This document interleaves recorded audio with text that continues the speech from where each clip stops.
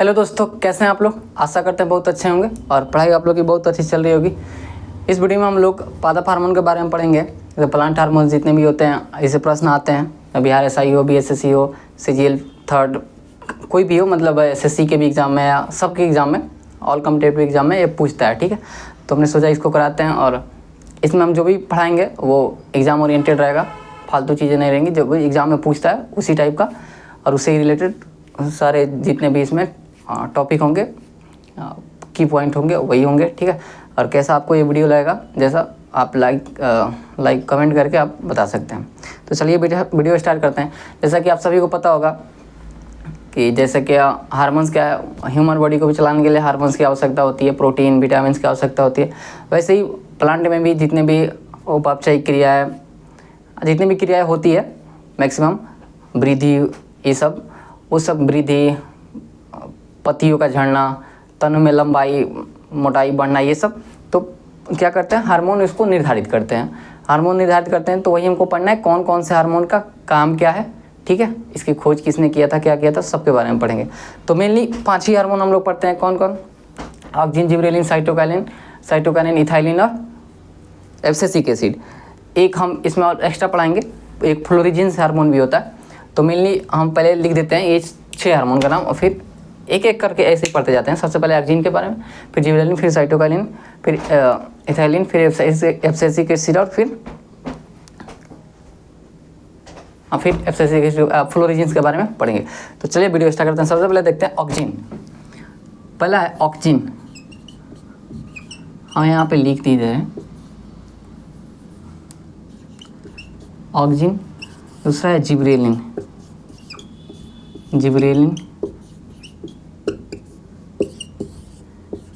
तीसरा है cytokinin,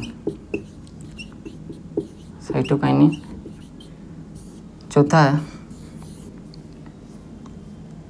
ethylene, पांचवा है एब्सिसिक अम्ल, एब्सिसिक अम्ल याद रखिए। छवा है फ्लोरिजिन्स। क्या है? फ्लोरिजिन्स। तो पहले हो गया ऑक्सिन, दूसरा जिबरेलिन, तीसरा साइटोकाइनिन, चौथा इथाइलिन, पांचवा एब्सिसिक एसिड और छवा फ्लोरिजिन्स। अब इस सब के बारे में हम लोग डिटेल में पढ़ते हैं। ठीक है, तो इसे मिटा देते हैं। पहले ऑक्सिन के बारे में पढ़ते हैं। ठीक है, तो ऑक्सिन की खोज पूछिए किसने किया था। तो ऑक्सिन की खोज हालांकि पूछता नहीं है, लेकिन पढ़ लेना चाहिए क्योंकि कुछ भी पूछ सकता है। तो ऑक्सिन की खोज किसने किया था? तो ऑक्सिन की खोज किसने किए थे? डार्विन ने। किसने किया था? डार्विन। ठीक है, किसने किया था? डार्विन ने किया था। इसका कार्य क्या है? ऑक्सिन का कार्य क्या है? यह तने तथा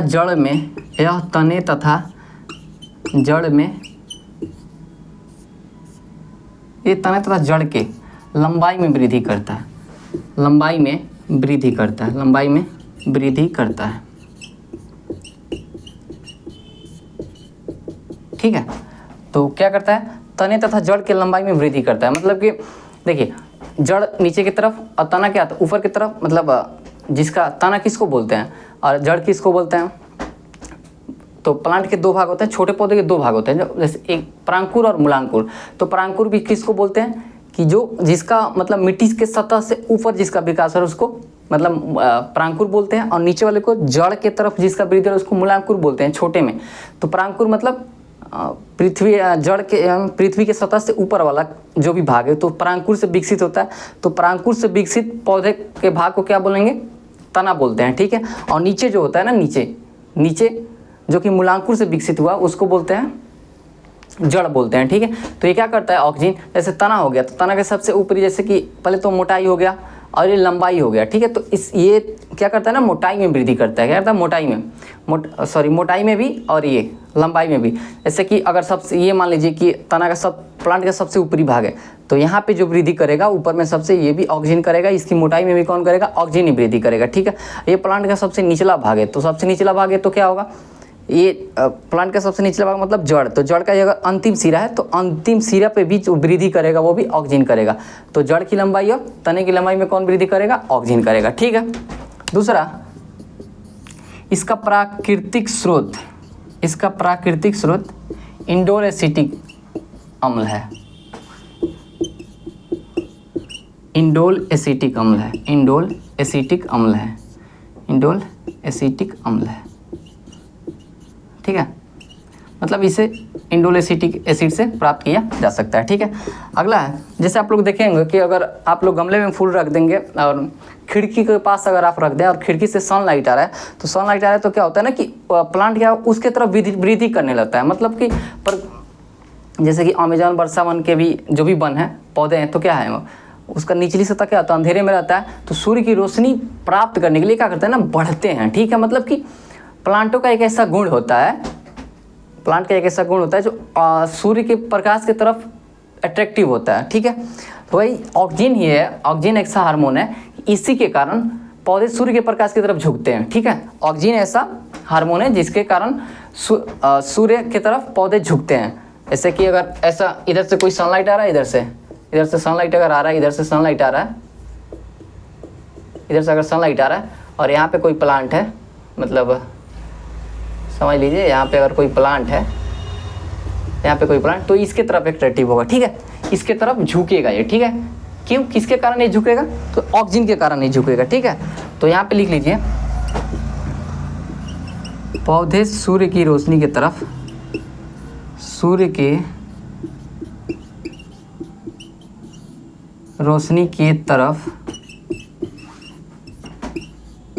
इसी के कारण झुक जाते हैं। ये बहुत अच्छा क्वेश्चन है। झुक जाते हैं, जिसे धनात्मक प्रकाशानुवर्तन कहते हैं। ये शायद नाम मतलब बहुत लोग सुने होंगे, रेलवे में ये सब प्रश्न ज़्यादा पूछता है। ठीक है, जिसे धनात्मक प्रकाशानुवर्तन कहते हैं। मतलब धनात्मक प्रकाशानुवर्तन मतलब कि प्रकाश की तरफ झुक जा रहा है। ठीक है, और वो किसके कारण झुकता है, ऑक्सीजन के कारण ही प्रकाश की तरफ झुक रहा है, इसीलिए इसको क्या बोलते हैं, धनात्मक प्रकाशानुवर्तन बोलते हैं। ठीक है, तो ऑक्सीजन में इसे ज़्यादा नहीं पढ़ना है, इससे ज़्यादा प्रश्न में रहेगा। बस तने के जड़ और लंबाई में वृद्धि करता है। ठीक है, प्राकृतिक स्रोत इंडोल एसिटिक एसिड है, खोज डार्विन ने किया था, और इसके कारण इसके पौधे सूर्य के कारण रोशनी की तरफ इसी कारण झुकते हैं, मतलब ऑक्सीजन के कारण ही झुकते हैं, जिसे धनात्मक प्रकाशानुवर्तन कहते हैं। ठीक है, धनात्मक प्रकाशन मतलब कि प्रकाश की तरफ पौधों का झुकना। ठीक है, धनात्मक प्रकाशानुवर्तन। ठीक है, चलिए अब अगला पढ़ते हैं।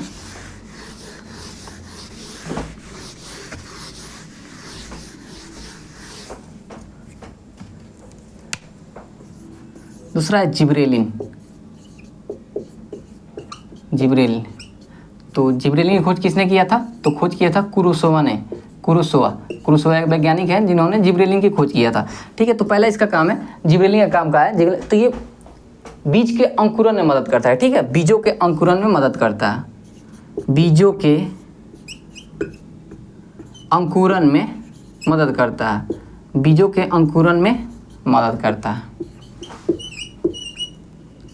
मदद करता है। ठीक है, तो बीज का अंकुरन में कौन मदद करता है, बीजों का अंकुरन में कौन मदद करता है, जिब्रेलिन। ठीक है, जिब्रेलिन इसे कवक से प्राप्त किया जाता है, इसे कवक से पृथक या प्राप्त किया जाता है, इसे कवक से प्राप्त किया जाता है, इसे लिखिए, कवक से प्राप्त किया जाता है। तो इसे कवक से प्राप्त किया जाता है, और इससे बृहत आकार का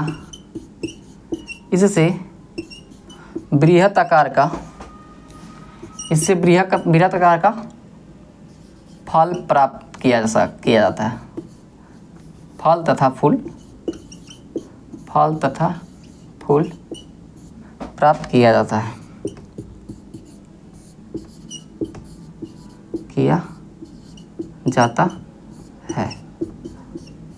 ठीक है। तो देखिए, जैसे कि पौधों को अगर बड़ा अगर कोई, जैसे देखते हैं आप लोग सब्जी वाला जो भी अभी है, तो लोग बोलते हैं सुई दे के उसको बढ़वा दिया। ठीक है, तो सुई दे के, सुई में क्या रहता है, ये जिब्रेलिन हार्मोन ही रहता है। ठीक है, इससे बृहत आकार के फूल और फल प्राप्त होते हैं। ठीक है, जिब्रेलिन खोज कुरोसोवा ने किया था, बीजों का अंकुरन में भी मदद करता है। ठीक है, इसके कारण इससे क्या, ये किसे प्राप्त होता है, कवक से। ठीक है, कवक से ऐसे बृहदाकार का फूल और फल प्राप्त किया सकते हो। बस देखिए ये जितना भी है ना इम्पोर्टेंट है, मतलब एकदम टू दी पॉइंट, कुछ फालतू नहीं कि जो भी एग्जाम में ना पूछे, इससे ही प्रश्न आते हैं। ठीक है, पूछता है कि किस हार्मोन के कारण बीजों का अनुकूलन में मदद करता है, तो कौन, जिबरेलिन। ठीक है, अगला पढ़ते हैं अब।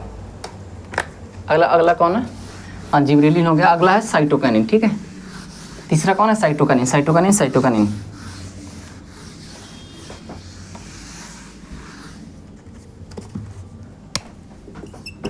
साइटोकाइनिन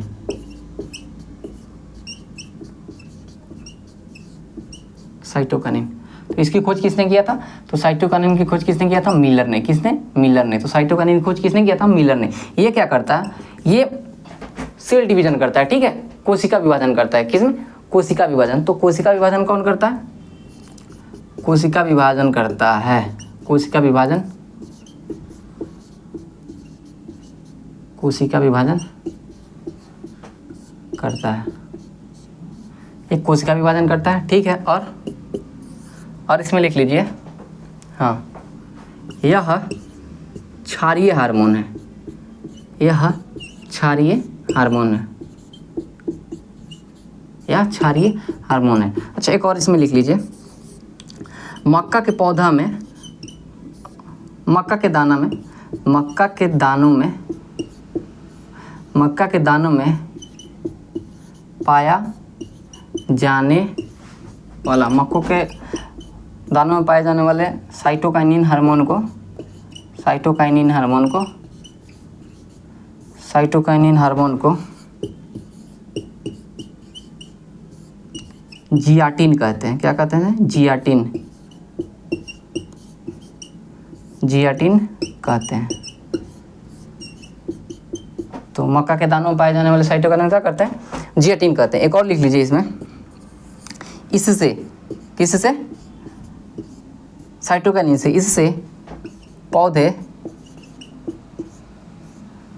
या सब्जियां, पौधे मतलब साग सब्जी, सब्जियां देर तक ताज़ी रहती है, देर तक ताज़ी रहती है, देर तक ताज़ी रहती है। ठीक है, तो ये साइटोकाइनिन से रिलेटेड जितने भी पॉइंट है इंपॉर्टेंट हमने बता दिया। ठीक है, साइटोकाइनिन की खोज मिलर ने किया था। ठीक है, कोशिका, ये क्या करता है, सेल डिवीजन। साइटोकाइनिन का मेन कार्य है सेल डिवीजन करना। ठीक है, तो क्या करता है, कोशिका विभाजन करता है। ठीक है, एक क्षारीय हार्मोन होता है। ठीक है, ये मक्का के दानों में पाए जाने वाले साइटोकाइनिन हार्मोन को जियाटिन कहते हैं। ठीक है, और इससे पौधे तथा सब्जियां, पौधे का मतलब यहाँ पे प्लांट नहीं, प्लांट तो ताजे रहते ही हैं, जैसे कि साग हो गया, ये सब सब्जियां देर तक ताज़ी रहती है। तो देर तक ताज़ी रहती हैं किसके कारण, साइटोकाइनिन के कारण। कोशिका विभाजन किससे, पौधों में कोशिका विभाजन किसके कारण होता है, किसकी मदद से होता है, साइटोकाइनिन के कारण से। खोज किसने किया था, मिलर ने किया था। ठीक है, और एक क्षारीय हार्मोन है। बस इतना ही टॉपिक, इतना ही पॉइंट। ठीक है, अगला देखते हैं अब। साइटोकाइनिन के बाद कौन है, एब्सेसिक अम्ल। ठीक है, इथाइलिन, सॉरी इथाइलिन है अभी, इथाइलिन इथाइलिन इथाइलिन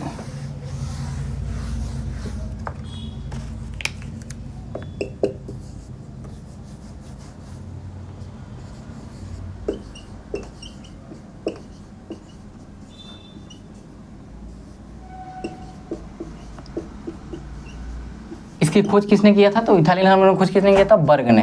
बर्ग नामक वैज्ञानिक ने इथाइलिन हार्मोन की खोज किया था। इसका मेनली कार्य होता है, सबसे पहले तो ये गैसीय रूप में पाया जाता है,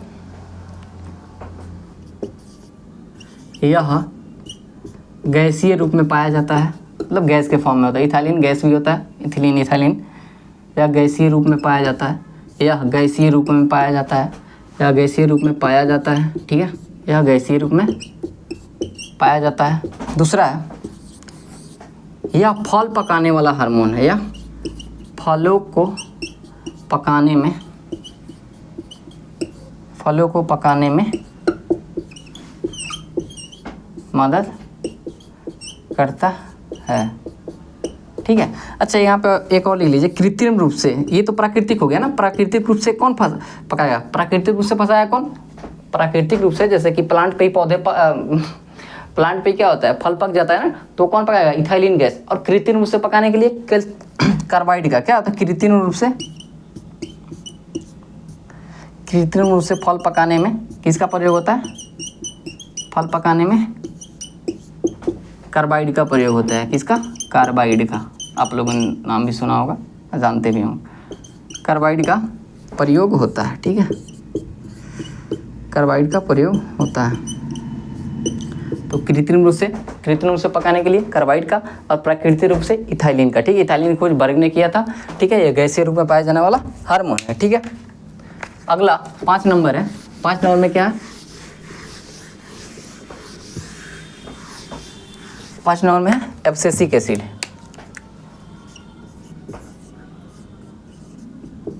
एब्सिसिक एसिड, एब्सिसिक अम्ल, एब्सिसिक अम्ल, इसकी खोज किसने किया था? तो एडिकोट तथा कोर, ठीक है। एडिकेट तथा कोर ने, तो एब्सिसिक एसिड का खोज किसने किया था? एडिकेट एवं कोर ने। तो एब्सिसिक एसिड का खोज किसने किया था? एडिकोट एवं कोर ने किया था, ठीक है। इसका मुख्य कार्य क्या होता है? इससे पत्तियां पीली हो जाती हैं, पत्तियां पीली हो जाती हैं, पीली होकर गिरने लगती है, ठीक है, गिरने लगती है। पत्तियां पीली होकर गिरती क्यों है? सल्फर, किस तत्व के कारण? तो सल्फर के तत्व के कारण, ठीक है। और सल्फर क्या है? सल्फर फास्फोरस अधातु है, ठीक है। बहुत लोग इसको धातु मान लेते हैं। सल्फर और फास्फोरस अधातु है, ठीक है। गिरने लगती है। यह पत्तियों में समंदन का कार्य, या पत्तियों में समंदन का कार्य करता है। समंदन का कार्य करता है,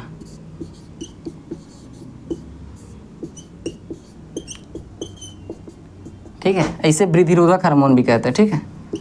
इसे पादपों का वृद्धिरोधक हार्मोन भी कहते हैं, वृद्धिरोधक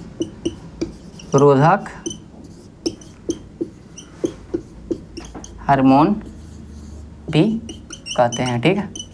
तो बस इसे इतना ही प्रश्न में आता है, एग्जाम में आते हैं, तो इतना ही मैंने बता रहा है, ठीक है। ऐसे को एडिकेट एवं कोर ने, इससे पत्तियां पीली होकर गिरने लगती है। पीली किसके कारण होती है? सल्फर के कारण, ठीक है। सल्फर अधातु है, फास्फोरस भी अधातु है, ठीक है। या पत्तियों में समंदन का कारण, समंदन मतलब कि वृद्धि नहीं करना, ठीक है। और इसे पादपों का वृद्धिरोधक हार्मोन भी कहते हैं, ठीक है। किसको?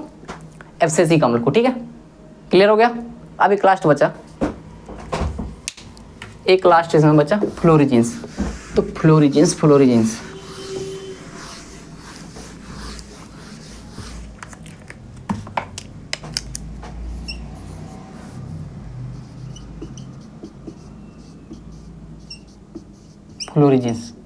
क्या करता है? फूलों को खिलाता है, खिलाने का कार्य, फूलों को खिलाने का कार्य करता है, ठीक है। फूलों को खिलाने का कार्य कौन करता है? तो फूलों को खिलाने का कार्य कौन करता है? फ्लोरिजिन्स। कौन करता है? फ्लोरिजिन्स। तो फ्लोरिजिन्स क्या है? फूल खिलाने वाला हार्मोन है। एक और लिख लीजिए, टेलोमेटिन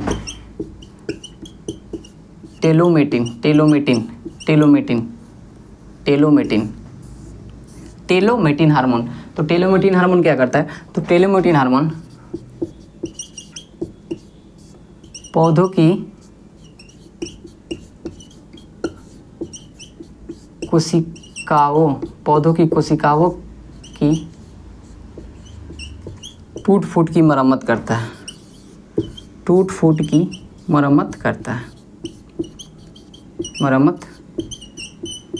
है, ठीक है। टेलोमेटिन हार्मोन क्या करता है? पौधों में जो भी कोशिकाओं में टूट-फूट होगी उसकी मरम्मत करता है, ठीक है। फ्लोरोजेनिस फूल खिलाने वाला हार्मोन है, ठीक है। तो एक बार मैं इसको रिकॉल कर दे रहा हूँ, मैंने सब कुछ बता दिया, ठीक है। सबसे पहले ऑक्सीजन। तो ऑक्सीजन क्या करता है कि जड़ों में और तनों में वृद्धि करता है, ठीक है। जड़ों तनों में वृद्धि करता है। ऑक्सीजन की खोज डार्विन ने किया था, ठीक है। ऑक्सीजन की खोज डार्विन ने किया था, ठीक है। और प्राकृतिक स्रोत क्या है इसका? Indole-acetic acid. क्या है? Indole-acetic acid. और क्या होता है? ऑक्सीजन के कारण ही पौधे क्या करते हैं? सूर्य की तरफ झुक जाते हैं, जिसको धनात्मक प्रकाश अनुवर्तन कहते हैं, ठीक है। अगला रहा है साइटोकाइनिन, जिब्रेलिन। तो जिब्रेलिन खोज क्रूसोवा ने किया था। ये क्या करता है? बीजों के अंकुरण में मदद करता है। तो जिब्रेलिन क्या करता है? तो जिब्रेलिन क्या करता है? बीजों के अंकुरण में मदद करता है। और क्या होता है?